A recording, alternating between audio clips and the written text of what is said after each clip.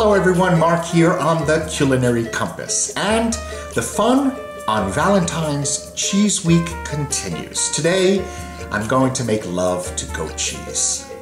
Well, you know what I mean.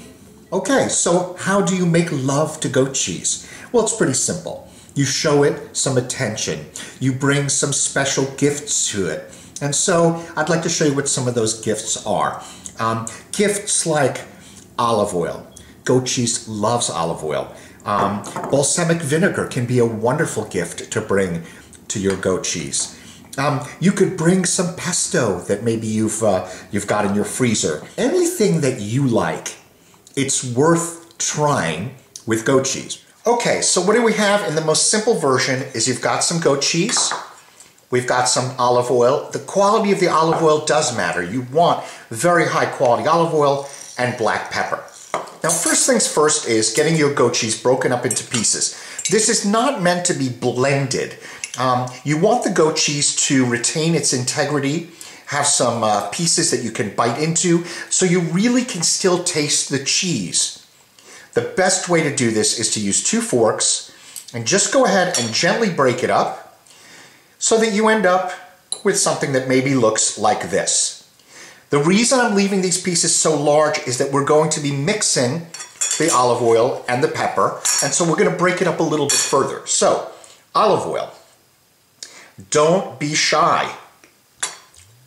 Well, that's actually a little bit too much. But you know what? Actually, even such a tragedy won't be so bad. Let's go ahead and give it a try. So, we got some black pepper.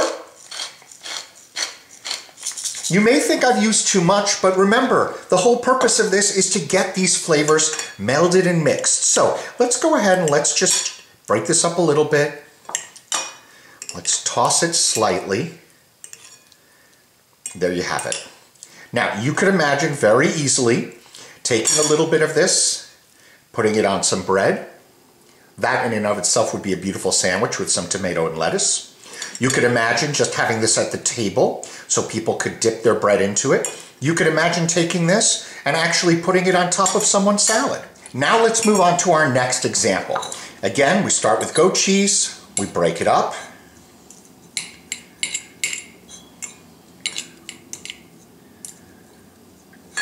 You will find that different types of goat cheese may be a little bit creamier, a little bit harder, but again, your goal is to keep the integrity of the raw ingredients and not get them mashed up too much. Now, I'm going to put olive oil in again, but this time I think I'll hold on to the top so it doesn't pour in too much. All right, now I'm not putting in a lot of olive oil to this because the item that we're adding to this is a pesto. This is from the garden, from this summer.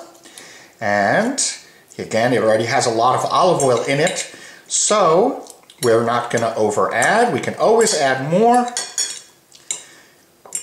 And that's it. Beautiful. Of course, you can imagine doing a lot of things with this. How about the next time you go to a pizzeria in your neighborhood, you ask them to give you a pizza dough, cost you a couple of bucks, bring it home, put some of this on it, throw it in the oven.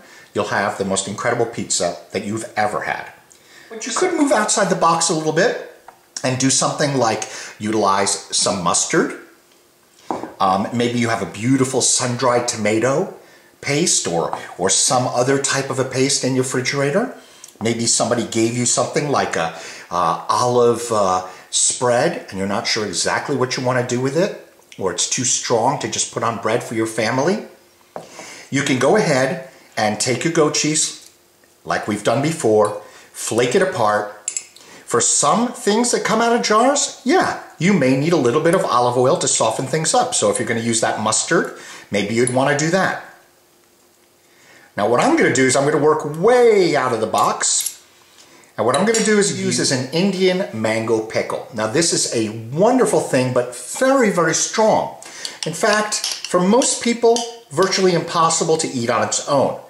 However, I'm going to put just a little bit, and you can see how little. I'm going to go ahead and mix that in. Now, clearly very non-traditional to be mixing these two items. I don't think I've ever seen it before. But I have done it recently and it tastes just delicious. And again, quite beautiful, quite different. And on this one, I'm not putting any olive oil at all, but you can see where it's slightly dry. You may want to moisten it up. You could put some olive oil on this. Okay, last but not least is going the sweet route. Now here you've got your very simple strawberry jam. Here you've got something that isn't really a jam, it's a confit. It's a little bit of a thicker paste of figs.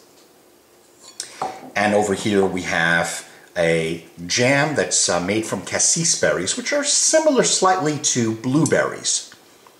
So all we're trying to do here is just take this beautiful goat cheese palette that we've got, and it's kind of slightly pungent, sour goat cheese flavor, and take another ingredient, something very simple, to just bring that goat cheese to life in a new way. And there you have it. Again, not just tasty, but really quite beautiful.